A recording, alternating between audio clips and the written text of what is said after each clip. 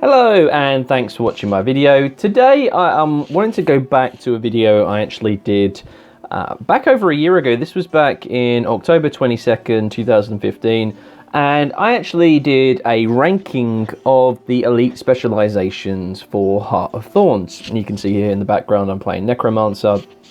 And I ranked them in order of what I felt that they could actually achieve from the gameplay. So you can see here I actually put Berserker, for example, at number 9. I didn't feel it added much to the warrior class. It didn't change it too much. The same with Scrapper. Scrapper I didn't feel was substantially different or offer anything brand new to the class of the engineer. And Dragon Hunter as well was a bit lackluster in terms of the damage that he was able to output, because it was supposed to be this massive range damage class. Tempest I felt was a pretty poor upgrade for the Elementalist, although to be fair the Elementalist at that point was in a good place. I felt that the Warhorn really didn't bring too much to the table. So bear in mind these are the ideas that I had back in 2015, and it actually got a fair amount of decent views on this. Daredevil, again, with the staff, it didn't really add new gameplay because it was still that melee attacking thief. Druid was obviously the healer change, quite a big change, but was it going to be necessary? As we can see, my face was really put on a bad position there. And Herald was a nice one because it offered more support than the other elite specializations.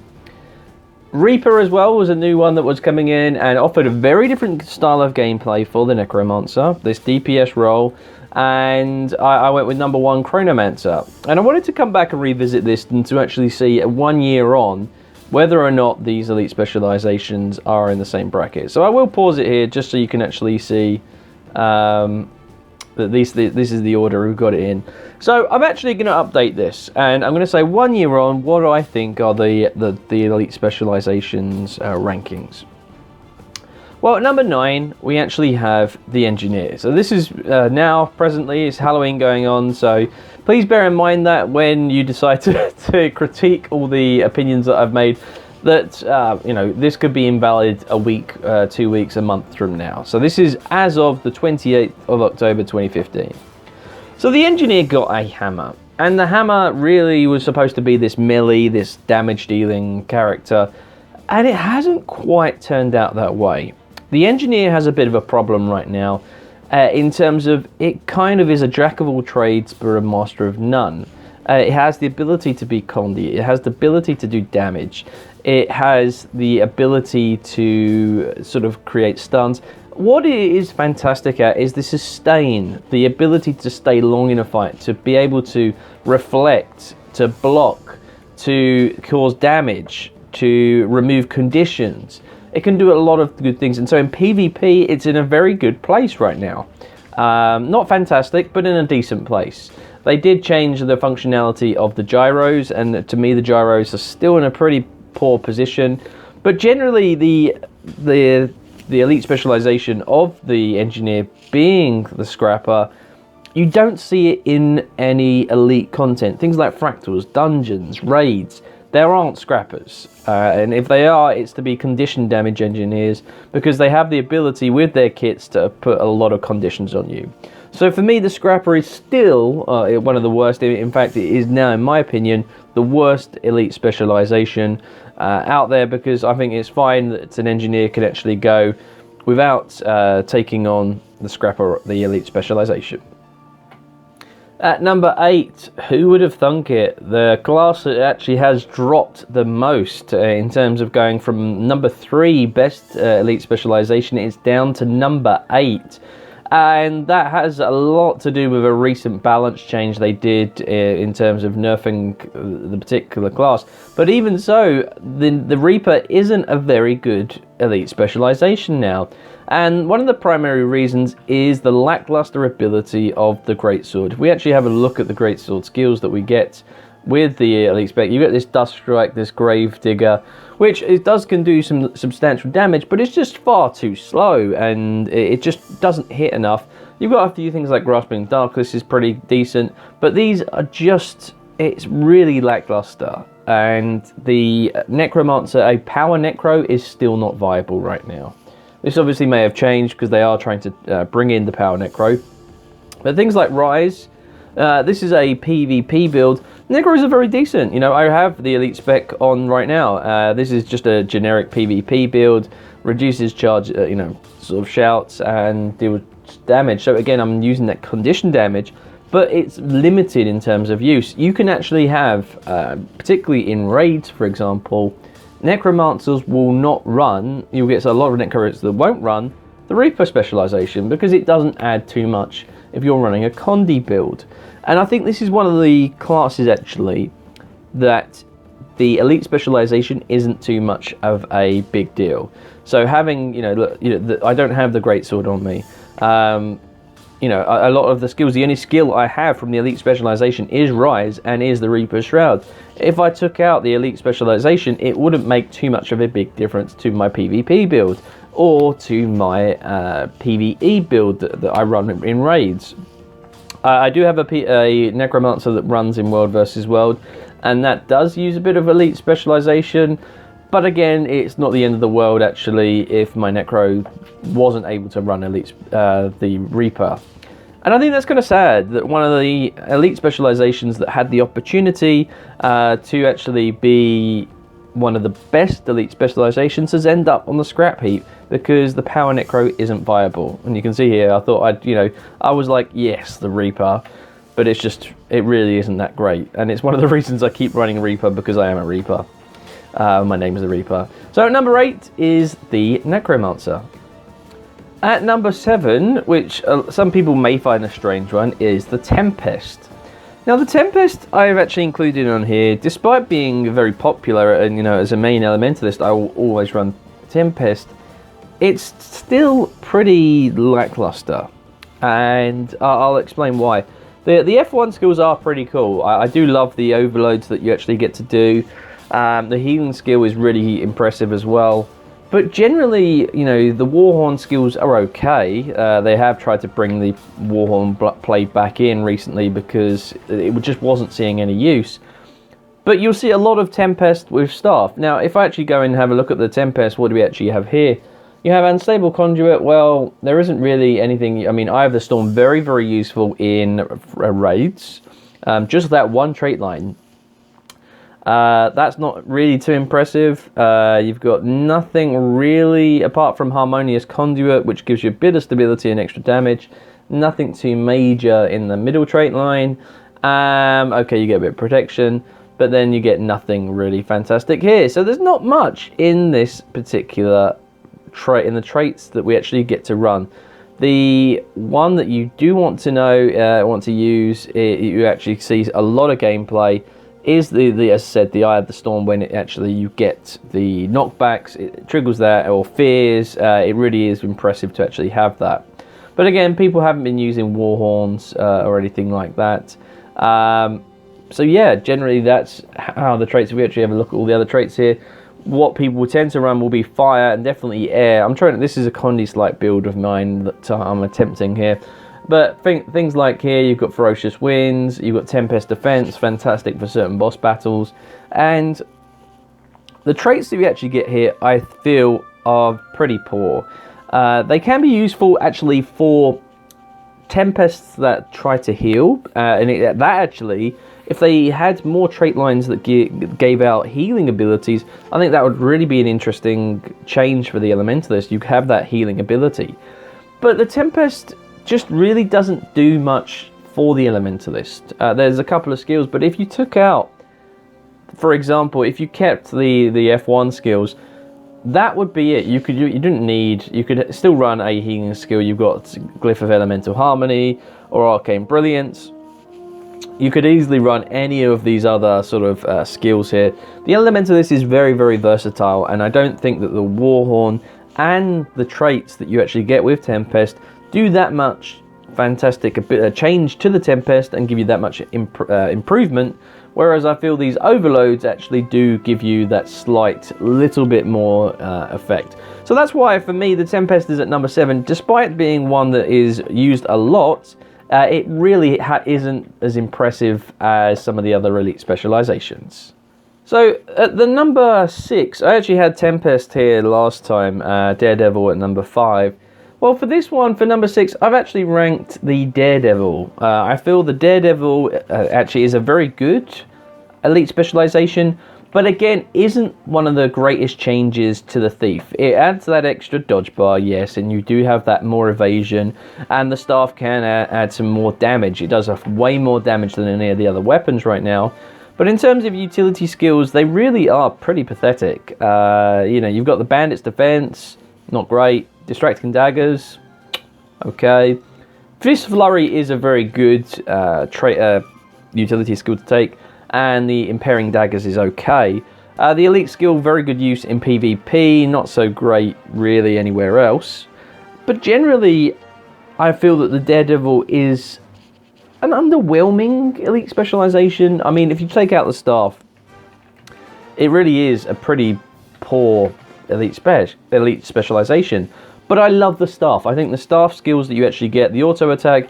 But again, the problem with the auto attack is that it's so damn good, and so is Volt. These 3 skills never get any use. They really are, you know, pretty dire compared to the other skills that you actually get. And if you actually look again at the traits that you get with the Thief, okay, so you get access to the 3 dodge bar. You can do increased damage, which is good. You gain health when you evade an attack, so this is improving that evasion, allowing you to dodge more. You gain endurance when you have a staff, or you remove conditions, so that makes thieves much more viable in PvP. You also get the interrupting. You suffer a pulmonary impact, which is actually what one of the traits does. Which is that trait here. This gives you a palm strike, sorry, as opposed to a pulmonary impact. So yes, the traits that you can add a lot more damage, and I do love this final trait. I think this is one of the best trait differences, so that your dodge actually does different things, and I do like that. But as I said, I think there's some better elite specs out there. I think this added a lot to the Thief, and it might have been a higher, but I just feel that the Thief, it didn't change the gameplay much of a Thief. The Thief is still that melee damage, and just doing that with the staff. And the fact that the other 3 skills aren't really that great compared to the auto attack and the Vault finisher, or the Vault 5 skill, that for me didn't really hit home for making this one of my favourite and best elite specializations. At number 5, we have the Dragon Hunter, a big raise from, a several place raise from its number 7 before, or just as Heart of Thorns launched.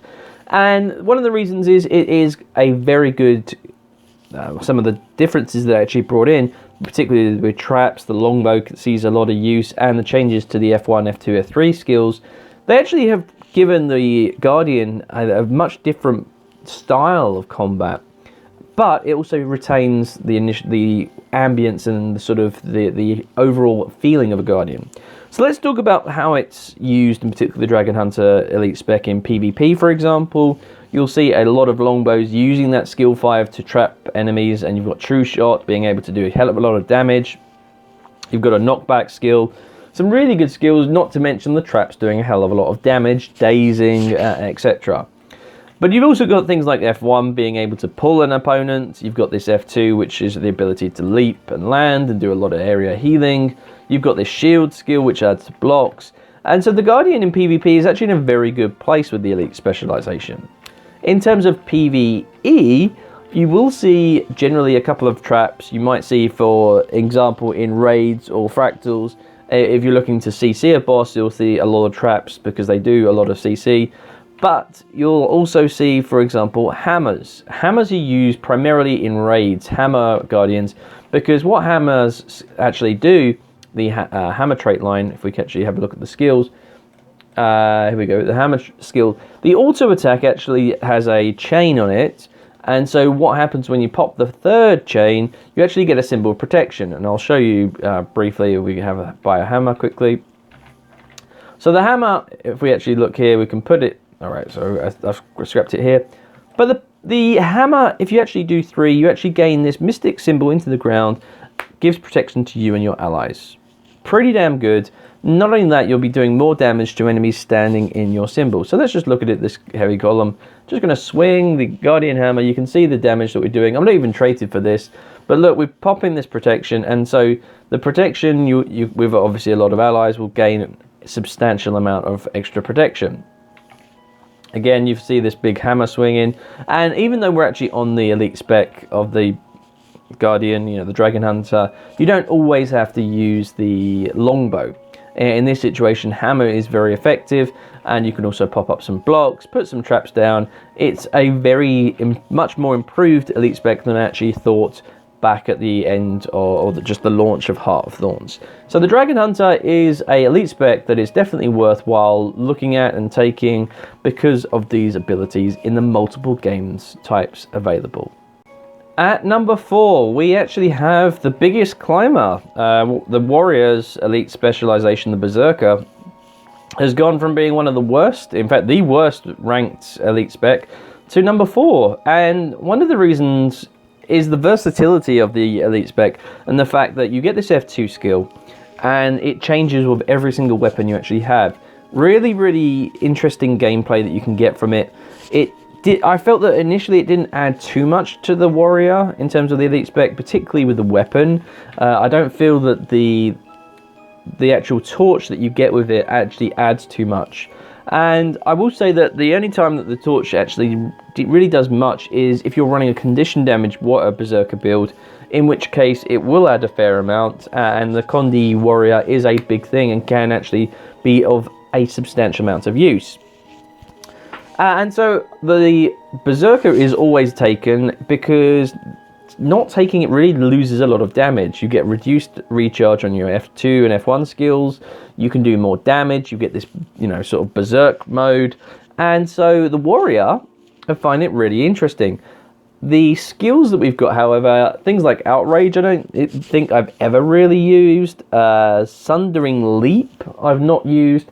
Wild Blow, Shattering Blow I do because it's a really good condition damage utility skill, and Wild Blow very good as a knockback, so it's good CC in if you want to move enemies away. Very, very good to take Wild Blow.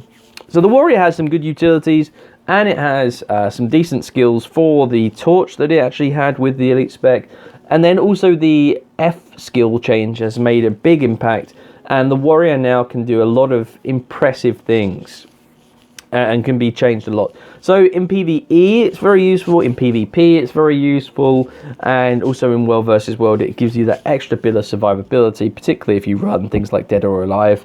It's very good at keeping up that Berserk mode, and you can keep on surviving. So the Berserk is actually a really impressive elite specialization in the game right now, and so that's for me why I've ranked it at number 4. There was only one particular elite spec that actually kept its position, and that was the Herald. The Herald was at number 3, and I've kept it at number 3 because the elite specialization without, if you think of a Revenant without the Glint elite specialization, it is substantially weaker. The support that the elite specialization gives the Revenant means that it is fantastic. The ability to pump out Fury, Might, Swiftness, Healing, and Protection. It really does some fantastic stuff. Not only that, you get the Shield, which adds that defensive ability. And so in PvP and in PvE, the Revenant is one of the key classes in the game right now. Yes, it's had this bit of a nerf to Facet of Nature, but, that may change. We don't know what's going to happen to that. But the Revenant is still one of the best support classes in the game. Maybe not so as damage, but in terms of what the elite specialization offers for the Revenant itself, without the Glint elite specialization, Revenants would really have a tough time in this game. I don't think that they have the Malinx, the Shiro, the the Dwarven elite specialization, and also the Herald. I'm getting very confused about specializations of the Revenant. So let me go through what we actually have here. I do apologize for that. We have Corruption, Retribution, Salvation, Invocation, Devastation, and what I'm talking about is the legends you actually get. So you get the Legendary Assassin, which is Shiro Tagachi, the Centaur, which is Ventari, the Demon stance, which is Malinx, and the Dwarf stance, which is King Chalice. And these, without the Glint, Legendary Dragon stance, would be pretty poor. And so I definitely feel that that's why, for me, the Herald is one of the strongest and best elite specializations because of what it does for the Revenant. At number 2, we have one of the more crucial classes in the game, particularly for what the elite specialization has done to the Ranger, and that is the Druid elite specialization. So what has it done? Well, it's given you this healing staff, so you've got the ability to move very quickly. You have the ability to activate glyphs, which can give significant healing. You have the Celestial Avatar skill, which gives you a lot more healing as well. And so the Ranger with the Druid elite specialization has turned from this former damage dealer with longbow, or Condi with shortbow and torch, axe torch, to the healer. And the healer of, the healing abilities of the Ranger and the Druid elite specialization are such that now in raids you will almost certainly have a Druid in all situations, and it's very, very useful to have a Druid in PvE because they can heal up if you're fighting one of the world bosses, or if you're fighting fractals or dungeons. The Druid actually has this ability, and one of the traits that it actually has is, if you actually look at here, we actually have the Grace of the Land, and for 8 seconds you'll do much more damage, and so you can actually have up to 5 stacks of this, so you can do 15% more damage or condition damage using Grace of the Land. So it's a terrific support class, whereas Ranger on its own, without the elite specialization of the Druid, pretty lackluster. You've got a slight bit of damage, you've got this ability to put some condition damage out as well, but the elite spec really does make a huge difference to the Ranger. And so it's definitely something that people should consider, why I've ranked this so highly, because the Druid is a really key component of actually keeping players alive in the game today. And so for me, that's why I've ranked the Druid at number 2. Which leads us nicely back to the number 1. Last time it was a Chronomancer, and for those of you who already haven't realised what the elite specialisation is left out of the other 9, out the other 8, the last one is again the Chronomancer. So the Chronomancer has had a few changes to it. We have seen changes to Signet of Inspiration recently, but it's still, for me, the best elite specialization. Why? Well, one, it offers up that huge support that you get through Wells. You have this new ability, Alacrity. You have a skill such as the Shield, the Echo of Memory, Deja Vu, and Tide of Time. Really good skills. You have traits that actually you get this Chrono Phantasma, fantastic skill that phantasms are resummoned after the first one. You've got improved Alacrity. It's just so much that actually this elite specialization does. Terrific traits, terrific utilities, terrific weapon skills, and although it's had a bit of a nerf because of the power of the Chronomancer, you will very rarely ever, if ever, see a Mesmer in PvP or PvE content without the elite specialization, because it's that impressive. And so for the Mesmer, having this F skill as well, continuous split, it actually is again something incredible that really changed the elite spec. It's not something like the Tempest, which were slightly okay. The Reaper Shroud that you get with Necromancer, that's okay. The F ability, the Continuum Split, is a really big ability that allows you to cast skills twice. Mesmers you'll see run this quite often where they have their elite skill as the mower. You can actually get 2 mowers off on 2 different people, and Mesmers can actually 1v2 quite well in these particular circumstances. So for me, the Chronomancer is still that impressive that when you had a massive change to skills, people are having this big uproar because Chronomancers are such a big part of the game. And you also have to think of as well, not only in terms of PvE and raids, it's popular in PvP, it's extremely popular in World versus World. And so across all 3 game types, I think there isn't an elite specialization that is this impressive and this substantial and this key to the gameplay as the Chronomancer. Being able to use these whirls and give yourself quickness and alacrity, and being able to pump out support, being able to do damage. It's a phenomenal elite specialization, and so something that really is still number one 12 months on. So I know a lot of people will be debating these and saying, well, look, you could reorder here and there, and that's fair enough. You know, I probably, when I looked at some of the elite specializations, I felt the Tempest, the Thief, the Daredevil, as it should be, you know, the Dragon Hunter, they're all very changeable, but I do feel that Scrapper is definitely the worst elite specialization out there right now, and I also feel that Necromancer, they may buff the power Necromancer, but as a power Necro, it's not really that fantastic. And I also feel that the Druid and the Herald are much bigger differences to their class than, say, the Berserker or the Tempest or even the Daredevil does for their particular classes. Thanks for watching, guys. I do appreciate any comments that you have. Please leave them in the section below. It'd be great to get this debate and see 12 months on how has your opinion changed. Is there an elite specialization that you thought was absolutely terrible? It's turned out to be fantastic. Let me know in the comment section below, and I'll see you on the next one. Raids, PvP, legendary weapons, how to make gold in Guild Wars 2, and Maikai Talk. Please use these links below to help support my channel, and I'll keep producing content you enjoy.